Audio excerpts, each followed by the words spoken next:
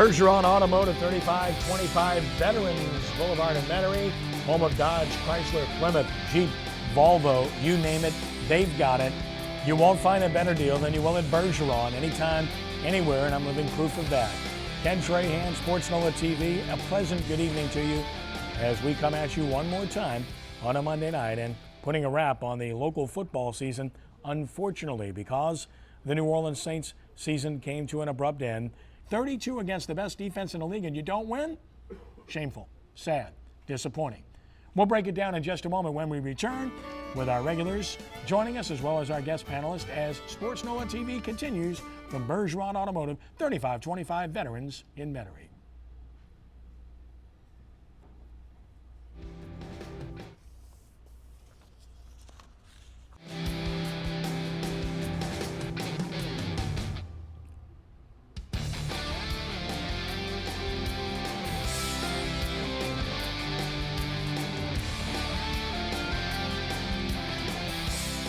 Wild indeed. What a finish to that game. Just not the finish that Saints fans wanted to see. A special season comes to an end, and very disappointing in considering the circumstances. The Saints would have been at home in the NFC Championship game, but you knew that already. Ken Trahan, 3525 Veterans Boulevard in North Arnold. It's Bergeron Automotive with the best deals in town, and we're so happy to be affiliated with Dennis Bergeron and Bergeron Automotive. As always, my good friend Torrance Small, former New Orleans Saints wide receiver, is with us in the house. Nice to see you. How we doing, Ken? How we doing? I tell you, I haven't been on a ride like this since this summer. When I went down to Busch Garden and got on a cheetah hunt with my kids. The only difference about this ride, I left with an upset stomach.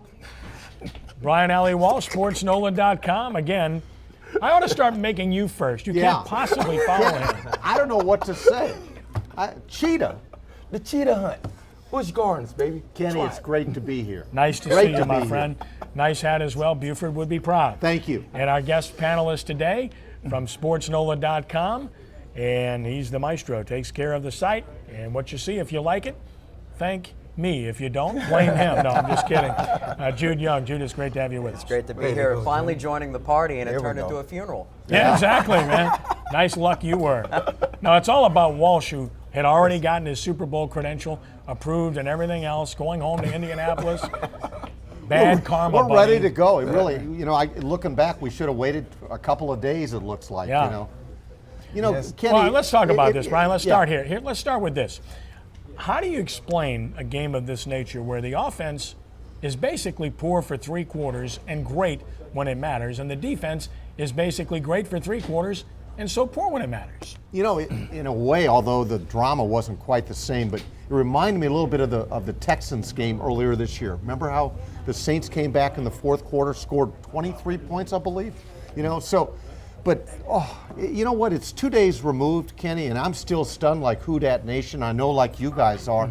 It's just amazing to think that they squandered that lead when they had it in control, and I would have lost everything I owned to think that the 49ers would have come back under Alex Smith. Yeah.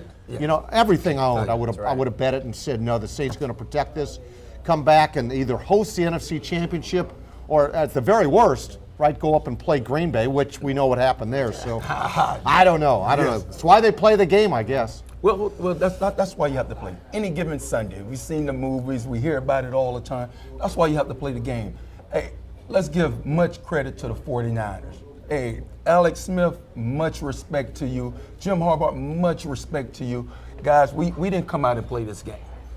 We came out, it's hard to recover from that many turnovers. It's just hard to recover. I think the odds were, 171 to 1 in that type of game. If you turn the ball over that many times, it's hard to recover. All the energy to try to get back into the game, and you finally take the lead and you relax. And when you relax, you give up the big play. Not just the players. Understand, when I talk about relax, it wasn't just the players. It was the coaching also. We lost some of this in coaching also. It's not to blame all on the players on this game here. Well, Jude, in particular, what the Saints elected to try to do in the fourth quarter defensively, when they got the lead, not once but twice, blitzing pretty much on every big play but one, and even then they had a 5-man rush on the big play that set up the winning touchdown in the game. So scheme certainly had something to do with this. But then again, players make a coach look good or make him look bad. No, there's no doubt about it. In the end, players make plays, and no matter how well the Saints defense played for 3.5 quarters, at the end of the game, for both sides, the best players on the offenses made the plays. Drew Brees was able to get the ball to Sproles and to Graham, and they made tremendous plays for the touchdowns. And on the flip side, the only guy you were truly afraid of in the passing game on the 49er offense was Vernon Davis, and you gave Alex Smith the opportunity to make the obvious call, throw it to my best player and let him make plays, and time and again, he beat you late. Yes, Brian, no disrespect to Crabtree or any of their receivers, but everyone knows they have average receivers, and that Vernon Davis is the only above-average player they have in the passing game. How do you leave him in single coverage the way they did all afternoon long when he made the big plays?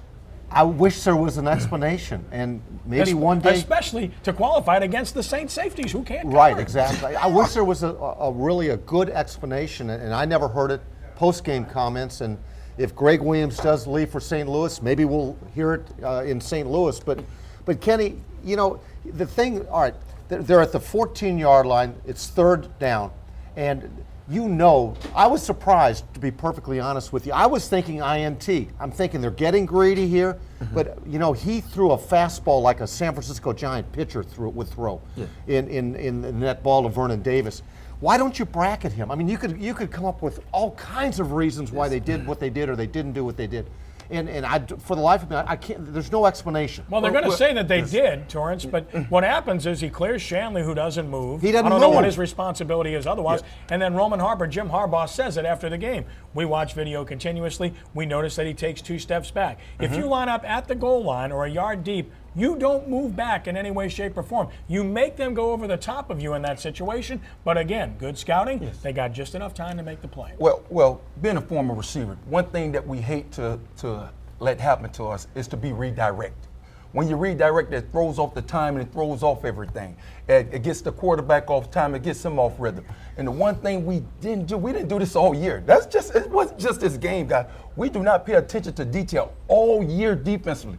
You have to touch that guy. It puts too much pressure on the safeties. Our safety is not the best of safeties as is, and you have to touch that guy and to redirect him just to give that safety a step to be able to make a play on the ball. That's what happened in that game. But if you go back and you just look at the coaching, we don't put our players in position to make plays to their ability. Let's look at the whole sequence on the final drive, though. Take away the touchdown pass where a big target in the red zone makes a great play on a perfect pass. What about the 3 plays before? First 2 plays of the drive, you made the Niners throw short. They ran off a minute. They only had a timeout left. Then you get greedy 44 seconds left. with the all-out blitz, and you don't have a rhyme or reason to it. If you're going to blitz like that, aren't you also thinking, now how am I either going to bait or take away Vernon Davis, make somebody on the outside make a play? You were talking about the coverage before the show. You didn't make him make that play. You had your safety too deep, and you had a safety in coverage in Jenkins who simply can't cover a tight end of that caliber. We've seen it his whole career. Brian, what you did on the first 2 plays was exactly what you needed to do on the whole drive. Absolutely. Make them throw underneath the gore. Totaled 18 yards in 2 plays and ate up the clock. seconds. At that point, they don't have any timeouts. And in fact, I was sitting there watching and going, boy, my God, this is poor clock management. They wasted so much time to get to the line of scrimmage. I'm going, my goodness, they're playing right into the Saints' hand. T, you make a great statement, I think. When they're inside the red zone, Jude, you've got to put a hand. And I'm not, you use the word touch. I'm saying you got to bully. You've got to move these people out, make them eat time, move them out of the route, and they didn't do any of that. You have to touch the guy. But you said something that was great. Early, congratulations. Only thing we had to do First time for everything. And you talked about it. The other receivers weren't making plays. There's one person making play the whole game. Vernon Davis. When are you going to realize that and say, let me bracket him and leave everybody else one-on-one? Then I can blitz. I can understand that. I understand. He tried to make one move. He took Harper off and put Jenkins up there. But they're one of the same. Yeah, I would trust Jabari Greer against any of their receivers to be certain. I don't trust anybody that the Saints have a linebacker or a safety against Vernon Davis. When we return in just a moment, we'll take a look at the NFL playoff picture and what's to come in the NFL playoffs. Plus, we'll have fan questions and more as SportsNOLAtv continues from Bergeron Automotive, 3525 Veterans Boulevard in Metairie.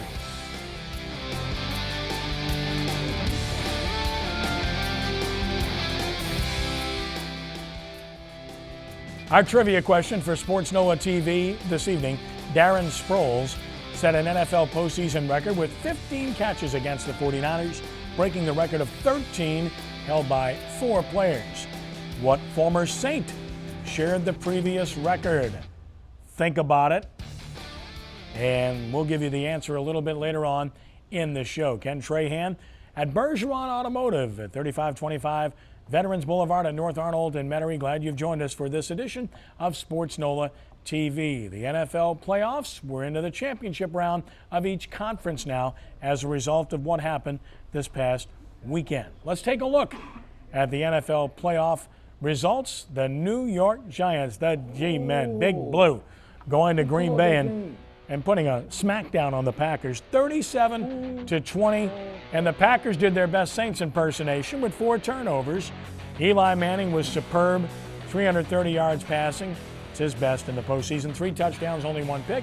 Aaron Rodgers, Giants had a great scheme against him. He had to run a lot of the time. 264 yards, 2 touchdowns, an interception. And as mentioned, he had to use his legs much too frequently for the Packers to emerge victorious, which they did not, and the Giants win as a result. Meanwhile, the Patriots unstoppable against the Broncos, 45-10. Tom Brady 6 touchdown passes, and they basically called it off. They could have scored more. It tied an NFL postseason record for touchdown passes. Tim Tebow couldn't get it done in this game. Still a very encouraging season for Tebow and the Broncos, who make the playoffs as well. And the Baltimore Ravens had a big start and held on to beat the Texans 20-13. The story here, turnovers again. That's the moral to the story. As you look at these games, Packers turned it over, Saints turned it over, Texans turned it over. Who moves on? You got the answer. The teams that turned it over fewer times. And now Baltimore, of course, will head to New England to take on the Patriots. So, Brian, as you look at those results, anything there really surprise you or get your attention? Hold on, Brian. Hold on before you answer that question. What game did I call? What bet did we have? I think you said Alcorn State would beat Jackson State. Let's bring out the Clippers. I told him the Giants would go up to Lambeau and beat Green Bay. Been saying it for weeks. And the white beard one would have to shave. We'll be back with you. Wait a second now. We can't do this, can we? Marvin, what is this? What is this? Yes. I've never seen one of those before. This looks like a lawnmower. Yeah. And that is what's needed. Huh? It's good for nose hair, buddy. All right. Yeah. Yes. Turn it on anyway. I'm familiar with that sound. But anyway, all right, so what was the question? All right, so that game surprised you. You Yes, thought the Packers were winning. All right. Well, aside from the game Yeah. of Candlestick, Uh-huh. I would have to say certainly the Packers-Giants game. Yeah. I would concur with you, Mr. Small, Yes. that the Giants were better than odds favorite, I think, to go up and beat Green Bay. I didn't think it was going to happen, however. I didn't have as much confidence as you did. But it was more the manner or the way in which they handle the Packers up there. Yeah. You know. And look, I think there were a couple of factors, and real brief. I think Joe Philbin's sudden death certainly affected that team in its preparation, and I also think the 2-week break affected too. And add another week because Rodgers did not play in the season finale. So you're talking about 3 weeks away from game competition. I bet Mike McCarthy's thinking twice about it if he's in that situation. Well, you know, I'm not taking anything away from the Giants, Yes. okay? I'm not taking anything Well, because don't bring they it won up. the game. You know, you hear a lot of people say they don't want to take anything away from the Giants and they want to bring up all this other stuff. You are taking away from the Giants. The Giants came up to play. Eli had a phenomenal game.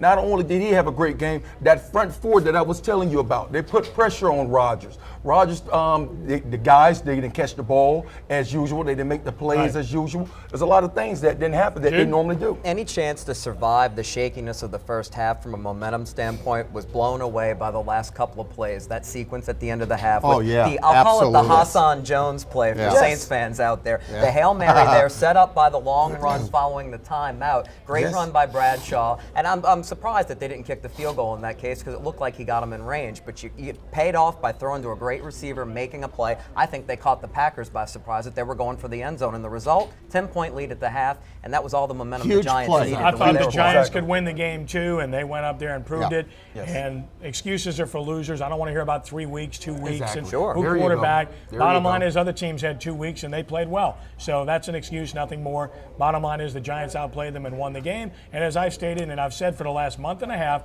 going to San Francisco and playing would be tougher than going to Green Bay and playing. I'm convinced if the Saints would have gone to Green Bay, they would have won. I'm more convinced if they'd have played the Giants at home, they would have won. That is not happening. It's time now for our fan segment where fans ask questions of our panelists. We always enjoy hearing from our fans, and our guys will do their best to answer these very fine questions. Our first question, please state your name and where you're from. Hey, I'm Natalie. I'm here at Bergeron. Thank you. Good evening, and happy belated birthday to Breeze and his angel son.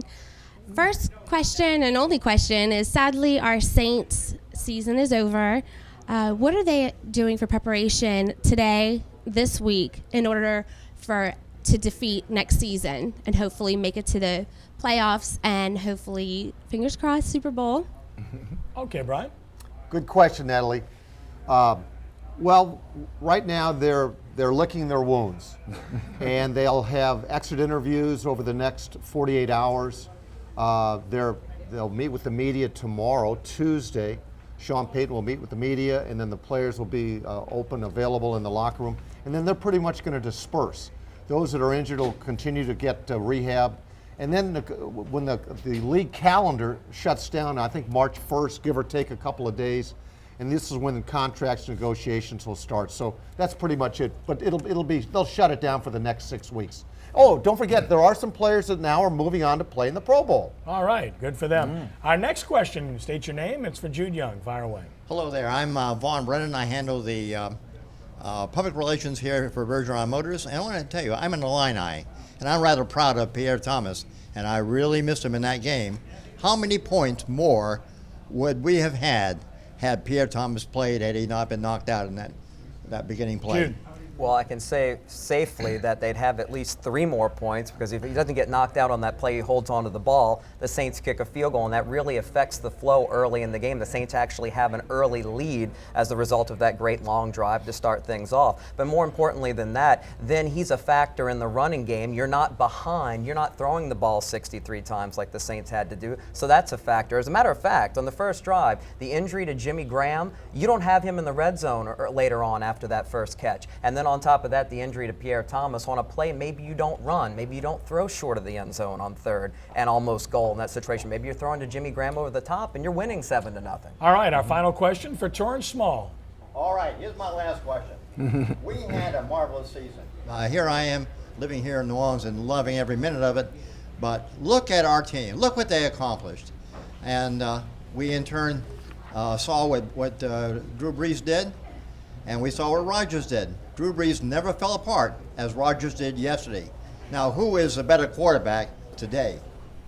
Oh, yeah, great question. But the thing is, you have 2 great quarterbacks right here. I don't think neither really proved who was the better quarterback with one game. The one thing I do know, I don't think Aaron Rodgers fell apart in that game. I just think it was a team effort. Too many turnovers. Same thing with Drew Brees. Too many turnovers. It's just hard to recover. I don't care what kind of team you have, but it's hard to recover when you have that many turnovers in one game. And they're both are great quarterbacks. I don't see one better than the other. All right, thanks for the questions as always. Good questions, good stuff. And when we return, more good stuff because we're putting Brian Alley Walsh on the hot seat about who to keep and who to let go where the Saints are concerned as we continue with Sports NOLA TV on WHNO.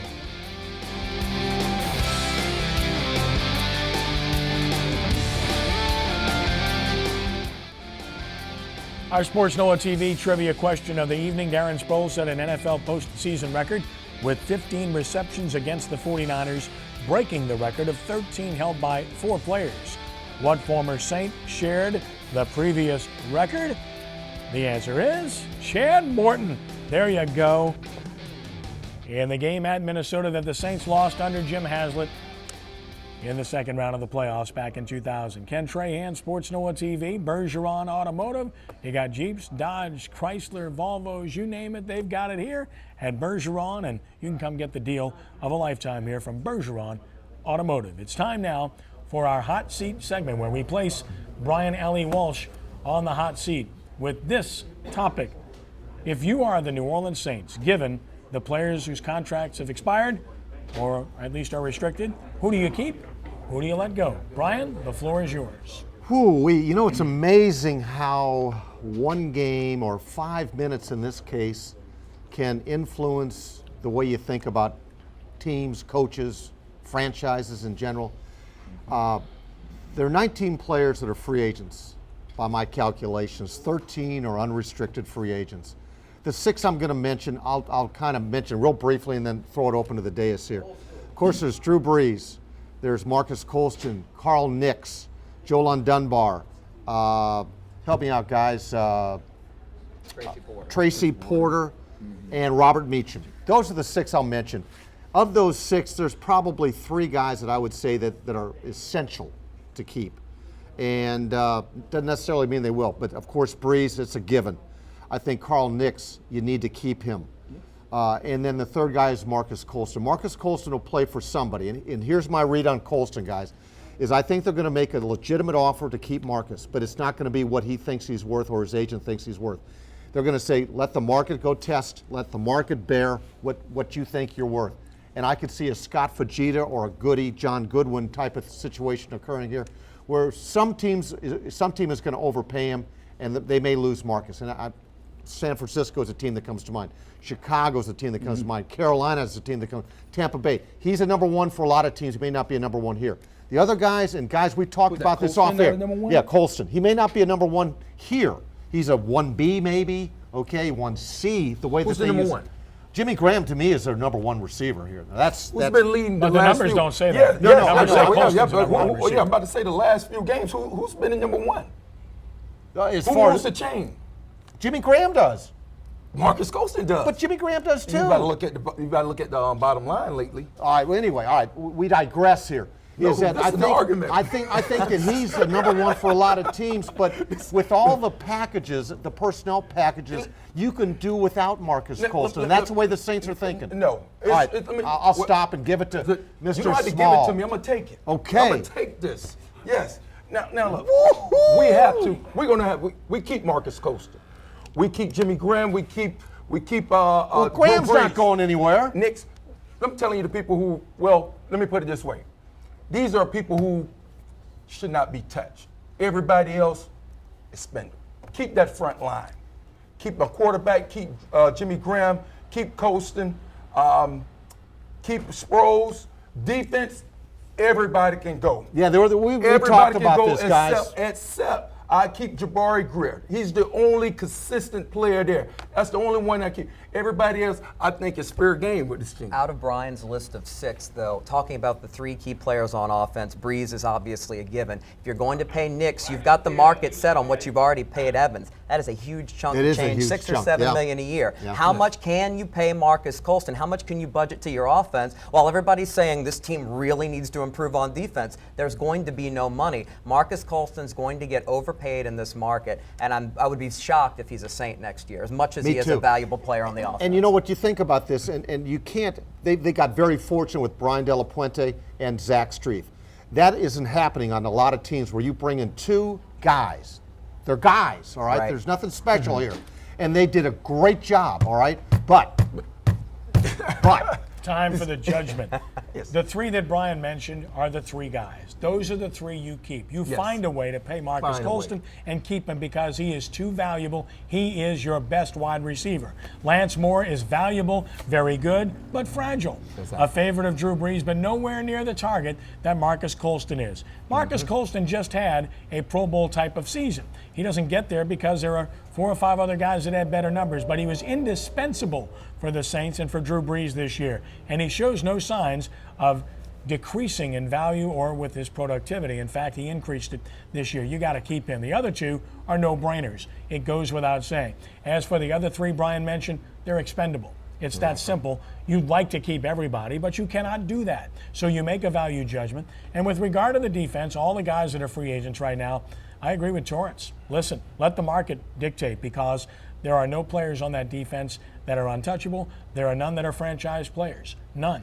If Jabari Greer is the guy you point to, is the guy you like to keep, and is your best guy, even though he's under contract, that doesn't say a great deal about your defense, even though Greer is a solid player. Clearly, Cameron Jordan has a future, and you've invested in him. Beyond that, Will Smith's an older player, but he had a nice year. You like him. Jonathan Vilma, now there's a good question. Stay tuned where that's concerned. As always, it's time for our Marvelous Minute with Marvelous Marvin LeBlanc to give you some inspiration and about some ways to live your life. Go to marvinleblanc.com/TV to get some great information. Of course, a noted author and a great friend and a guy that always gets us revved up. Here's Marvin LeBlanc. Let's get ready to rumble out there. Here's what we're talking about today. Repeat after me. The hungriest bear always eats first. Let's say it together. The hungriest bear always eats first. I swear to God, we did not practice that, ladies and gentlemen.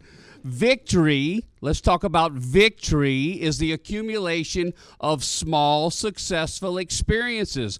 One turnover at a time that was created gave the 49ers that momentum. It led to their victory. It led to feeding their hunger. In a word, when you feed that hunger, here's our question today. Why does the hungriest bear always eat first? Because he is more strategic in stalking his prey. Therefore, he creates for himself more opportunity, Kenny. Number two, because he has more focused intensity. And yes, that's exactly what I saw. I saw a team that continued to get their hunger fed, and they continued to build their confidence, and as a result, they continued to believe. So what we want to do is focus on those small, successful experiences in our business. We want to always be conscious of our energy and our intensity. On that last bootleg that Alex Smith did, I just felt like we were just a step slower. I just felt like we were tired. Perhaps it's time for your group to rekindle its hunger, its intensity. Maybe it's time for you and your group to catch up with the competition.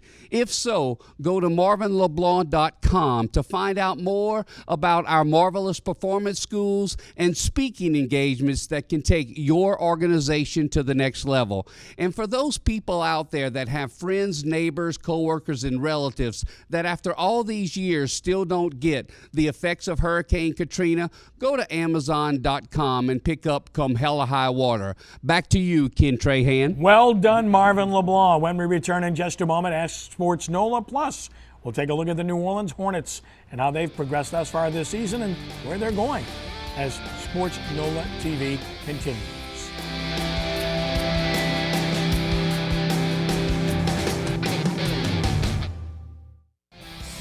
Now on SportsNOLA.com, Ask Sports NOLA.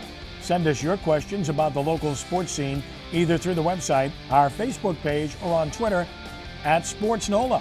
We'll answer selected questions on the site each Wednesday, and each week in January, one lucky submission will win a family 4-pack of tickets to the Advance Auto Parts Monster Jam on January 28th in the Superdome. But you can only win by sending in your questions now for Ask Sports NOLA.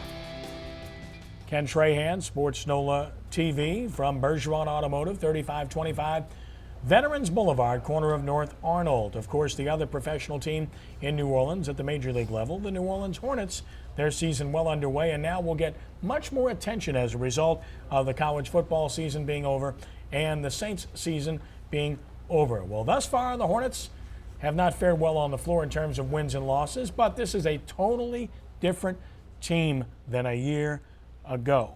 Let's take a look at last year's roster. This is what it looked like. A playoff roster with Chris Paul, David West, part of the mix, along with the other guys. Of course, Aaron Gray came on big late in the season for that team, and some other pieces that were part of the team that are still around. Willie Green has departed. Now here's a look at this year's team. Do you even recognize this? They need a roster every game that keep up with Eric Gordon. We've only seen him once. Gustavo Yayon from Mexico, who's shown some promise. Gravis Vasquez, Alfredo Camino, DeJuan Summers, who's starting now, Squeaky Johnson, the New Orleanian, and Trey Johnson, no relation, a shooting guard, all new on board. And that's what the roster looks like now. Brian, off to a slow start. You've been to a couple of games. Obviously, this is a team in transition. It's a team with a lot of pieces. It's going to take a long time to put those pieces together in a cohesive puzzle.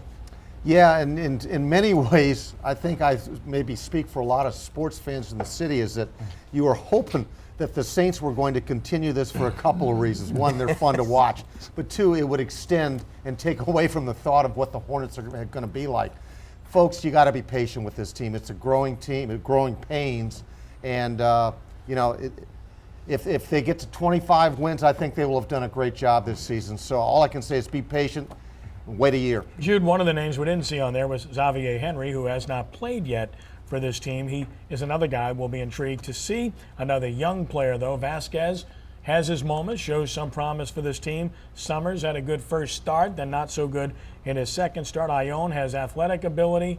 So there are some things to like, but the biggest piece, we don't even see him in Eric Gordon. Right, Eric Gordon with this this knee injury that seems to be interminable. It's just a bruise we're hearing, but how many games has he missed, and when is he coming back? Sounds like a Saints injury report to me. And more importantly than that, it sounds like another situation where you've got one potential superstar on your roster. Yeah. Just one. Right. And just like the last one, you're starting to question whether he wants to be here, because the silence is deafening with him not playing and nothing being said about it other than day to day. Yeah. And for me, I feel for Monty Williams. Monty Williams is a great coach. We now he has a team with lack of that star power, that talent that he needs. I prefer the first trades that we had. We could have got Odom down here, Scola down here, and Martin down here. At least we got some guys that can play, at least give us an opportunity to grow together, because you have to understand, we had a lockout, guys. Yep. We had a lockout. These guys haven't had an opportunity to play together, and now you want him to go out with this team and play, and you have players that are probably questionable if they want to be here or not.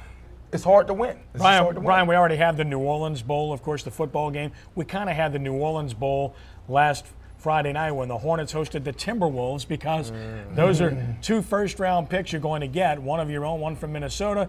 You're kind of pulling against Minnesota to lose, and you let them beat you. So, and it looks like a deep draft. So that's the payoff with the trade they did make, is the fact that they're going to end up with two draft picks that are going to be lottery picks. Yeah, again, this team is futuristic. You've got to try to imagine what this team might look like.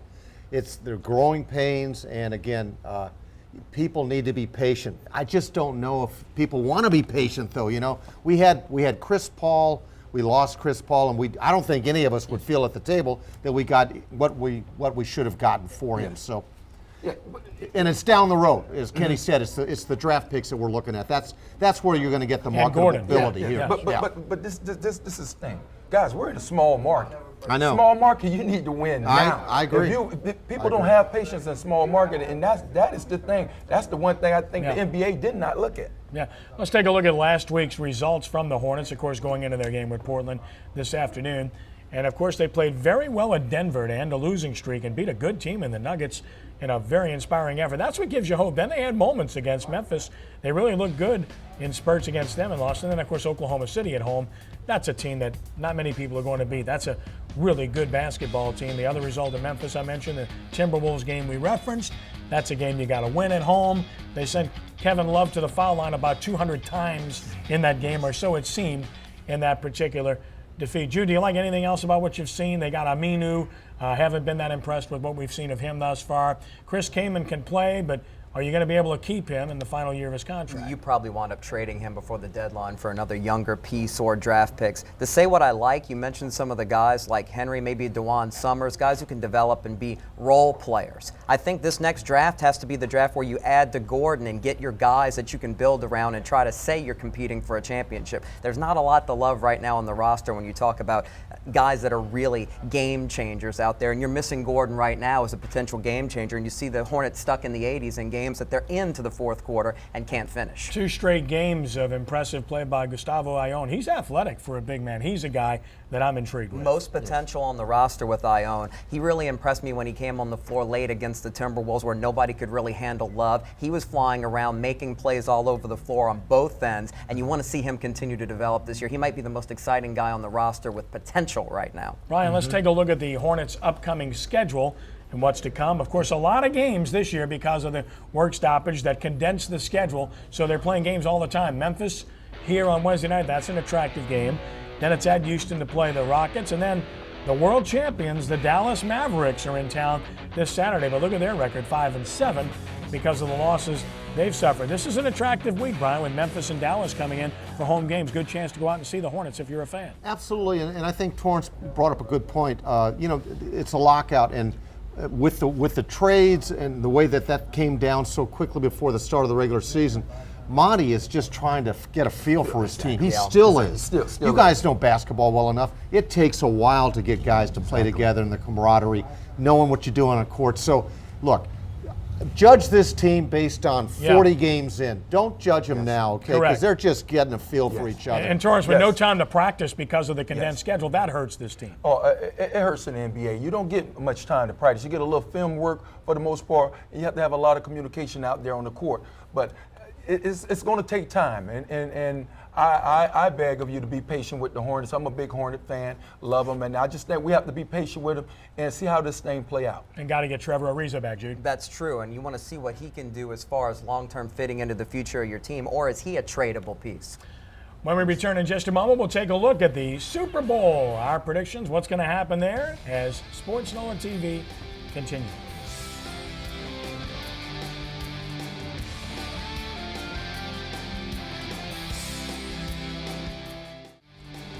The road to the Super Bowl, the conference championship games, the New York Giants at Candlestick to take on the San Francisco 49ers, and the Baltimore Ravens at New England to take on the Patriots. Of course, the Super Bowl on February 5th at Lucas Oil Stadium in Indianapolis, Indiana, with the winners of the conference championship games. Ken Trahan, SportsNOLAtv, Bergeron Automotive. Okay, let's talk about it. Brian, first and foremost, who do you like in these championship games and why? I like Frisco being at home. I think the defense will end up winning that game for the 49ers, and they'll score just enough points to beat the Giants. And of course, I like New England at home. So I like the Niners and New England in Super Bowl 46 at Indianapolis. And the winner is, I like the 49ers. Okay, Jude? I like the Giants to pull the upset. I think they learned a lot like they did against the Packers in the regular season when they lost at San Fran and really gave an opportunity to win that game away. And meanwhile, I can't like Joe Flacco. Therefore, I have to go with the Patriots. Flacco's the only quarterback that doesn't look like he's come of age out of this bunch yet in the Final Four. Don't blame those quarterbacks, and though. Patriots-Giants rematch in the Super Bowl. Give me the Patriots to get their revenge in a shootout. Okay, Torrance? Oh, I'm the same as my guy right here. I'm with the Giants and I'm with the Patriots in the Super Bowl. I think it's a great rematch. I think it's a little grudge match. I don't think the 49ers, I think they had a great game against the Saints, but I don't think they can repeat that. And I think that's something they're going to have to do this weekend is repeat it. As far as the Baltimore, I don't have a lot of love for Flacco myself. I don't have a lot of confidence in him, and I don't think he can outduel Tom Brady. So I look for the Patriots and the Giants in another rematch. I like the New England Patriots to take down the Baltimore Ravens. I like the San Francisco 49ers to handle the Giants at home. The Giants offense can't come close to doing what the Saints offense did to the 49ers, especially with a cross-country trip after another emotional long trip that they made. Giants can't run the ball. So I don't see any way that they can win that game, although I hope they do. As for the Super Bowl, tough game, but I've got to go with Tom Brady and the Patriots over the 49ers in the Super Bowl. Brady's not going to do what the Saints did and turn the ball over the way the Saints did against the 49ers, I don't believe. So I'll take the Patriots. And as we get set to close here this evening, I want to wish the best woman in the world, my wife, Denise, a happy anniversary. Hey, okay? happy anniversary. 26 years, Woman's it's that. So she's the best. She is a saint to put up with me. Love you dearly. Thank you. Real quick, guys. 1, 2, 3. Happy anniversary. Happy anniversary. That's it. That's the best tune we can muster. Brian, as always, a pleasure. Thank you. Thank you, sir. Jude Young, great to have you shave the man, if you will. That's right. Yes. Torrance, thank you, man. Oh, I had a great time. I'm just looking For the guys, Brian. for our entire crew, Get I'm rid of Ken the white Trahan for beard. SportsNOLAtv. God bless you one and all. So long.